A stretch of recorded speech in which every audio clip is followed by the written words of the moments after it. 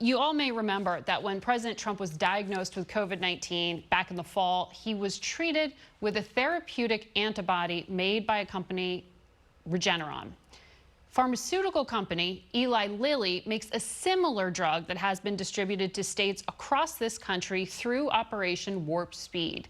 This morning, we're joined by their chairman and CEO, David Ricks. He's in Indianapolis. Good morning to you.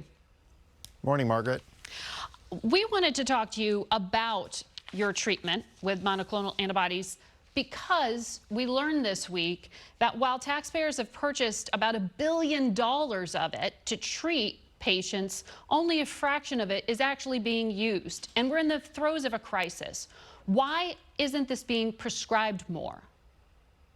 Well, it's disappointing news that we heard as well. I can tell you that across the country, we've shipped and distributed broadly the monoclonal antibody from Lilly.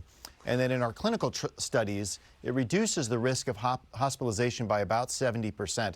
So it's very important that those eligible talk to their doctor about getting this therapy.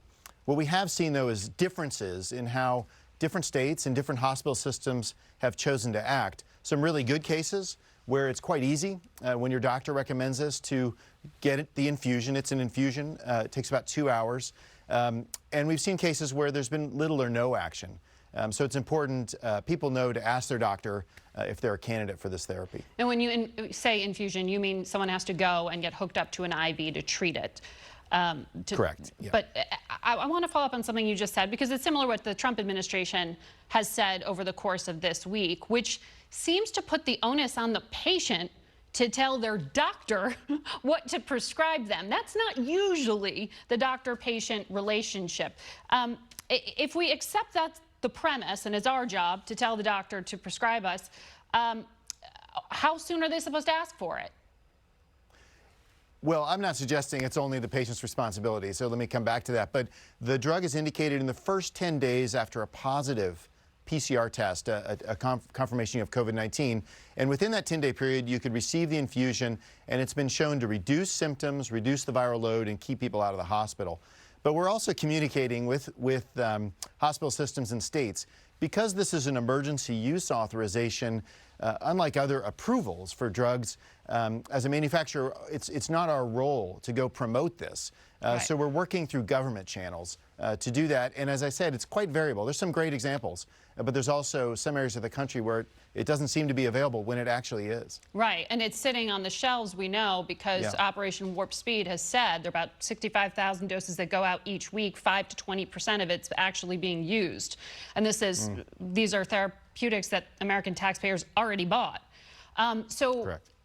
If the states aren't using it, or certain states aren't using it, should the federal government claw it back and give it to those who are actually using it? Well, every week we're shipping more. So the way it's working now is we're being directed by the Warp Speed team to distribute through a third-party distributor to those facilities that are using it. And so we're replenishing those supplies now. And there's many good examples in Houston, in the state of Maryland. They've done a great job. In South Dakota, even after their very difficult fall, they've distributed enormous quantity of what they've received. So we're acting at the government's direction here, and supplies are being replenished. I don't think there's an attempt to bring that supplies back from hospitals. Rather, what we'd like hospitals to do is use what they were sent. Right. Set up an infusion clinic where patients with COVID-19 can receive this. And I think we all know, coast to coast, this is not a time to leave that important tool on the shelf. Right. This is a time to put it to work against the patients who are suffering. Right, but what you're hinting at there is one of these challenges we're seeing again and again is the disconnect between what the federal government is delivering and what the states do when they receive it. And we know hospitals are overwhelmed. So this is a big public health policy issue that needs to be addressed. I'm wondering if you think what you're seeing happen with therapeutics is an indicator of what's going to happen with the vaccine. Are states also not going to be able to distribute it? Well, I'm not an expert in that, but I can say this is a complicated problem that needs focus and attention from governors and hospital system executives. That seems similar to the vaccination challenge. Here we have about 1 million doses we'll have produced this year, getting those into the hands of hospitals by mid-January. On the vaccine side, we need hundreds of millions administered. So those operational challenges, we're doing something new for the first time. Right. It's not simple. It needs focus and attention, and from the hospital on up. Absolutely. And at the time of crisis, quick action.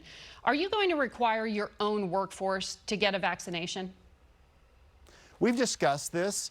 I don't think there's going to be a problem at a science-based company like Eli Lilly to convince people to get vaccinated. In fact, I think they'll be quite aligned. It's not our turn yet. It's important that frontline healthcare workers and the elderly receive the vaccine first. We totally support that. We do have manufacturing sites that make unique pharmaceuticals that if they can't operate, patients can't receive those medicines. So we're working with the states we operate in to see where in the priority we fall, and then we'll do a strong internal communication about the benefits, that's already started actually, of vaccination, and I suspect most people who work at Eli Lilly will get vaccinated, but it will be their choice. One of the considerations here, Margaret, is it's an emergency use authorization. We don't have the normal full set of data, and if an employee of ours is concerned, we'll respect that concern. All right. Well, good luck to you. Thank you for your time. Thank you.